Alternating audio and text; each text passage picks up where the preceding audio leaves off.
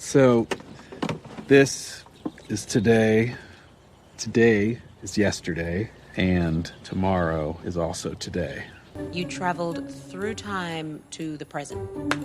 Yes. Yeah, I don't think you get how time travel works. It's like we're stuck. You know, like a needle on a scratch record. I wake up every day right here, right in Punxsutawney, and it's always February 2nd. It's one of those infinite time loop situations you might have heard about. It's a thing where the same day keeps happening. Time.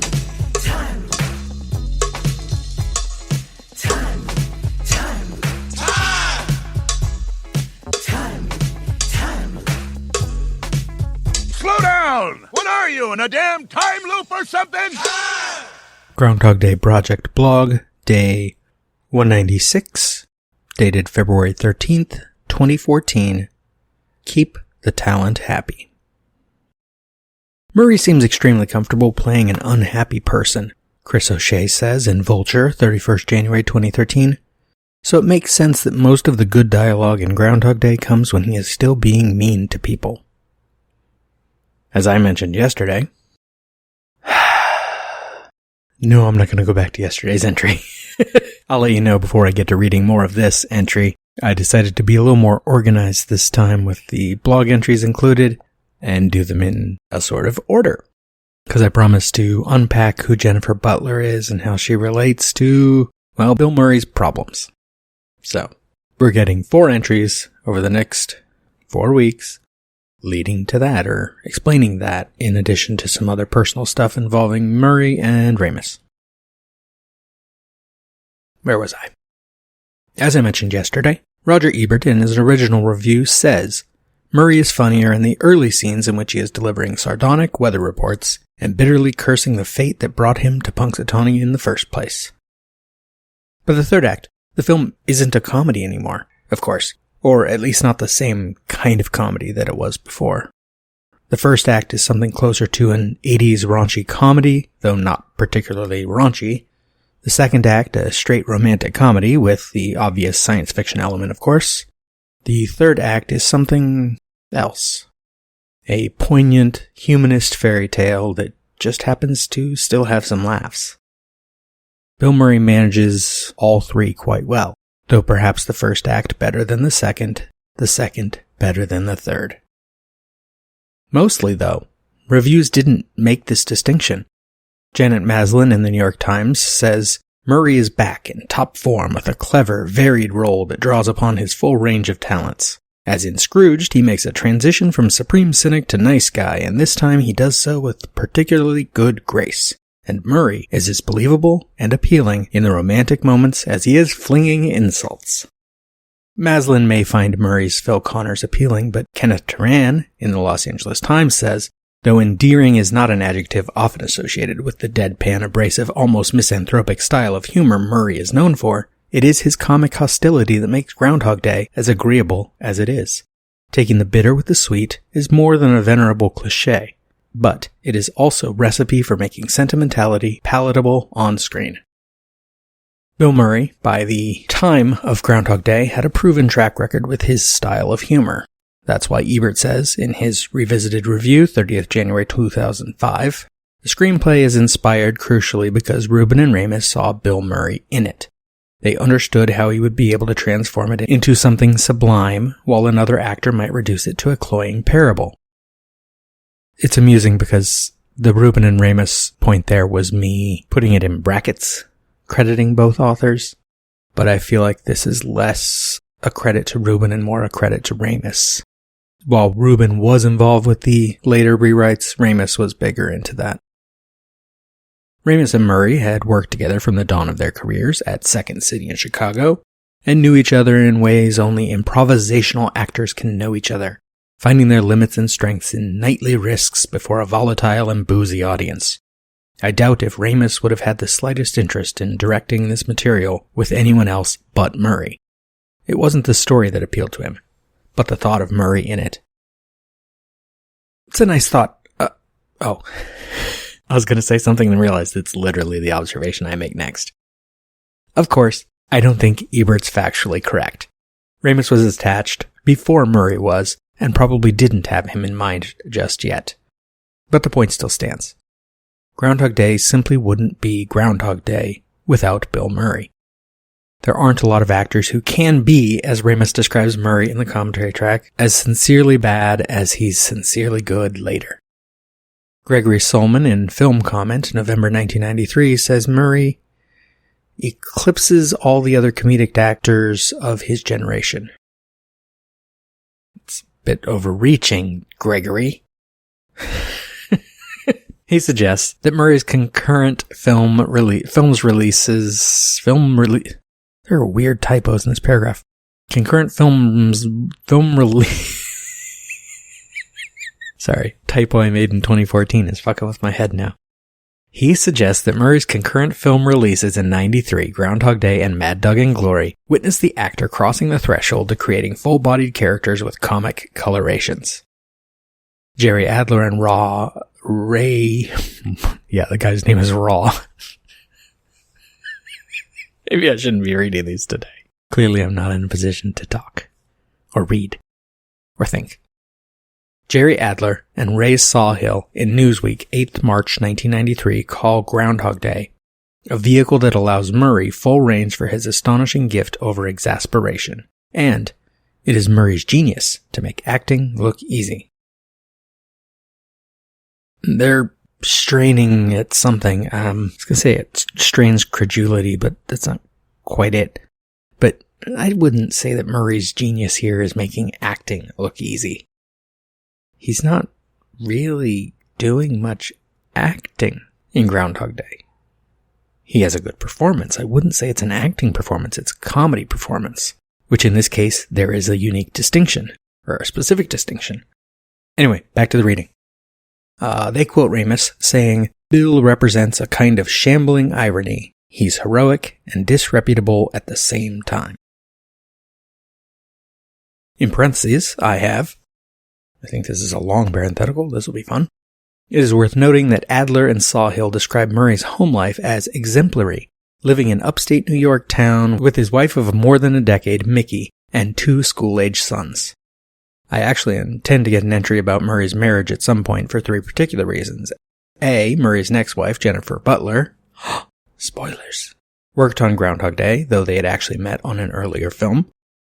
B, there's a chance that Bill Murray is both a much worse and much better, at the same time, person than Phil Connors, and I think that sort of thing will provide some insight into his performance here. And finally, C, despite all my travel stuff recently, I haven't gotten into very personal stuff in this blog, and I once argued that this blog was not just about picking apart Groundhog Day, but picking apart myself. And with divorce pending, I have this painfully exhibitionist urge to talk about divorce. Wow. I don't know how to comment on that in the present. It's complicated. Hell. Going back to the reading. Hell. I mentioned to Michael Schulman, the New York Times reporter I met in Woodstock, how this blog happened when it did, even if the idea had already occurred to me long before, because I was spending a lot of time alone last summer having moved into my own place. And on some level, I think I needed the structure of this to hold some of me together. I live with my kids now, and I'm doing well with the grad school so far, and having a good time as a forensics coach, and I think I'm actually doing quite well lately. On a personal level, I mean. The divorce entry might be one of those things that never comes to be, or maybe it will happen, I don't know. If you're interested in my personal stuff, go read something like, another link, this entry, in which, among other things, I explain why I'm doing this project, or this entry, another link, in which I put this blog in context to my life for hypothetical future historians researching into my great accomplishments. I'm going to interrupt this parenthetical to say I probably quote each of these entries that I'm linking here in my master's thesis, which is about blogging. Not that I'm going to read you my master's thesis, it's really long, and probably kind of boring for some of it. Maybe there's some interesting insights there. I don't know. I haven't read it in a while, basically since I wrote it, which was 2016 when I finished it? Yeah. For now, I'm more concerned with Murray and Murray the actor over Murray the man. And beyond these parenthetical paragraphs, I'm not interested in talking about myself. In parentheses.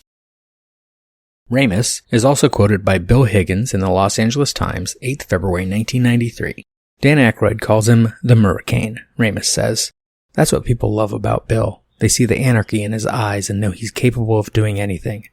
Just look at his grin here.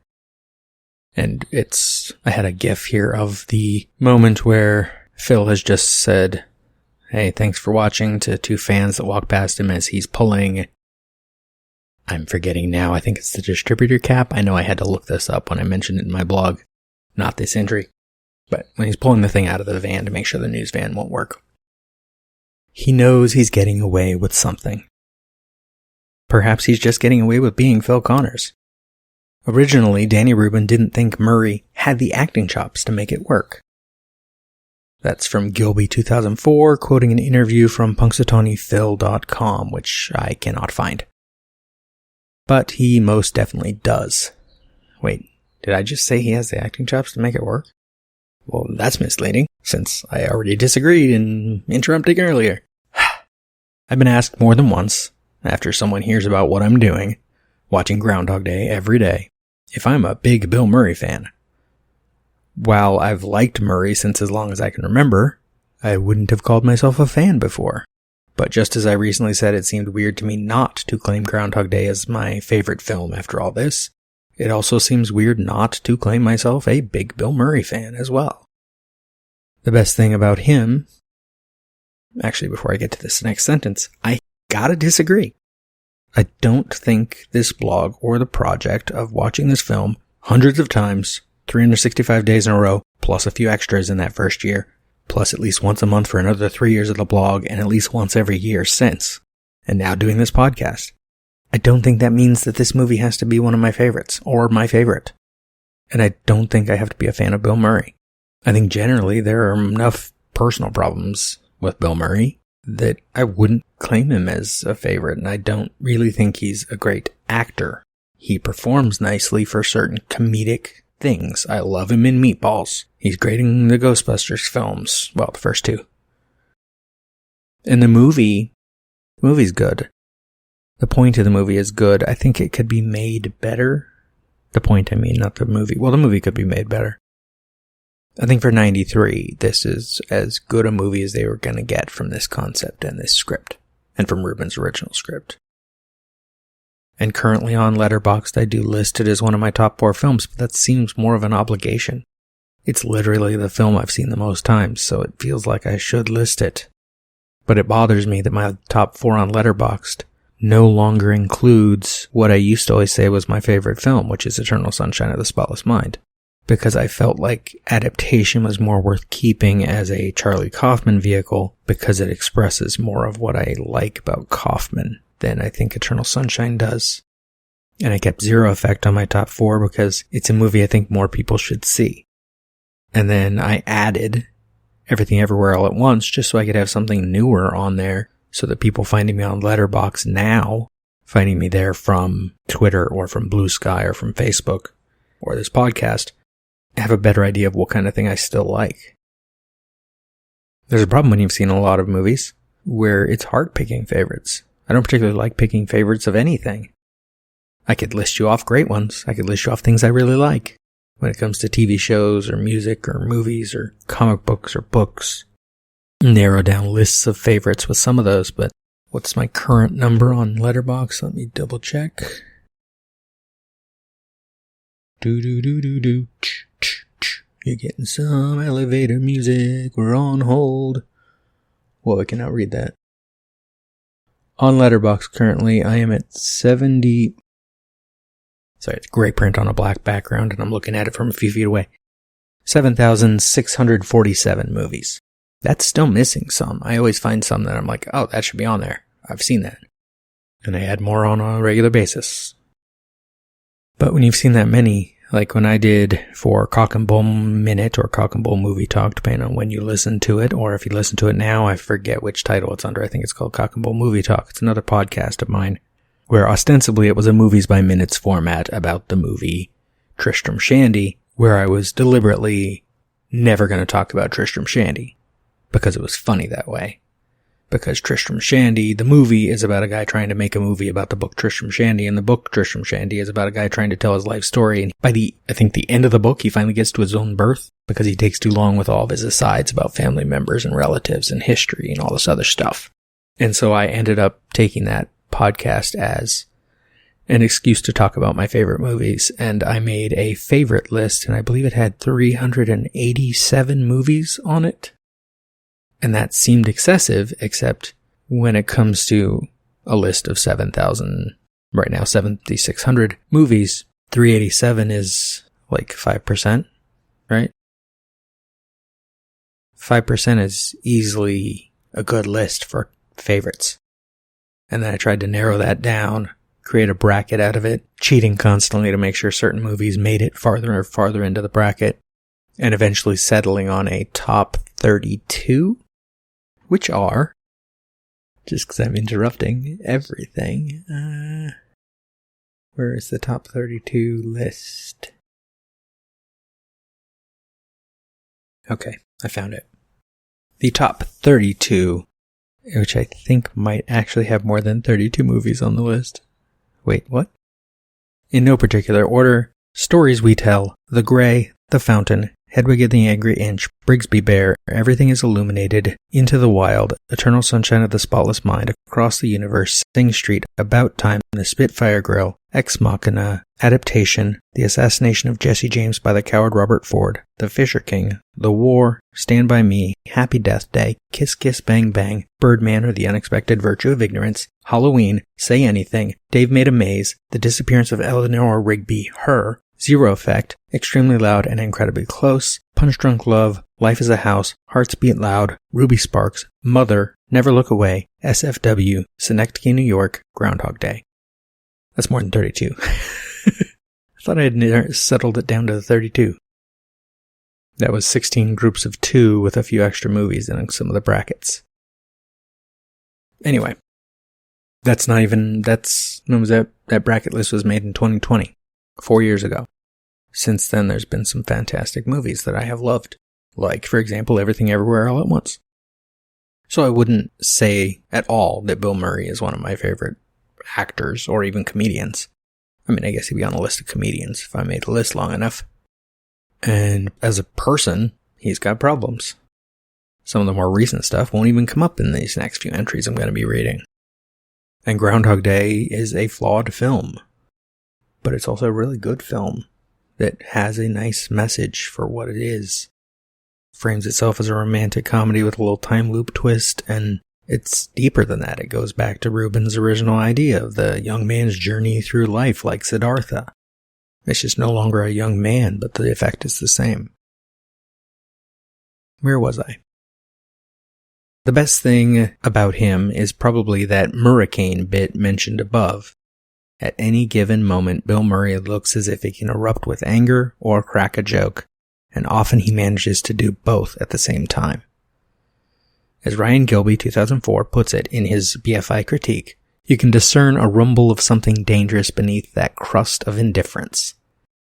This man looks like he might really do some damage if he could even be bothered to get out of his pajamas, clear away the 3-day-old pizza boxes, brush his hair, find his keys. Today's reason to repeat a day forever: to watch and memorize all of Bill Murray's movies and TV appearances so I can know them as well as I know Groundhog Day. Yeah, no, I ain't doing that. First,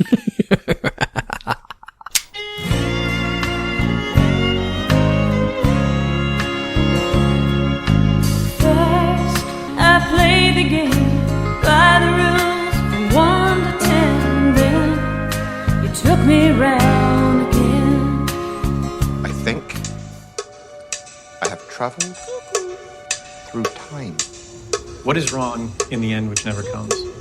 Or which comes again and again, lapping, like waves.